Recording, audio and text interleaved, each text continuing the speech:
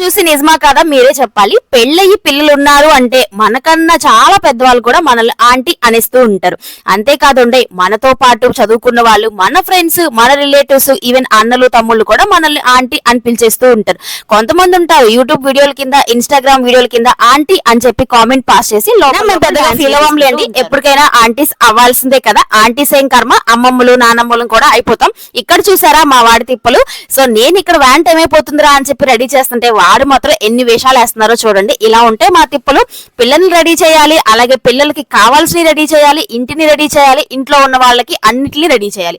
అలాంటప్పుడు మాకు మేము కేర్ తీసుకున్న టైం లేక ఆంటీస్ అవ్వక ఏమవుతాం చెప్పండి. వాళ్ళకి తెలుసులేండి, వాళ్ళు కూడా రేపటి రోజున అంకుల్స్ తాతయ్యలు కూడా అయిపోతారని. మొత్తానికి మా వాడికి దిష్టి కూడా తీసేసి వ్యాన్ అయితే వచ్చేసింది, ఎక్కిచ్చేస్తున్నాను అనమాట. ఇలా ఉంటది మా మార్నింగ్ రొటీన్. ఇంతటితో అయిపోయింది అనుకుంటున్నారా? తర్వాత స్కూల్కి వెళ్ళాక ఇంట్లో నానా పనులు, నానా చాకరీలు అనేది చేయాల్సి వస్తుంది అనమాట. ఇంతే వీడియో.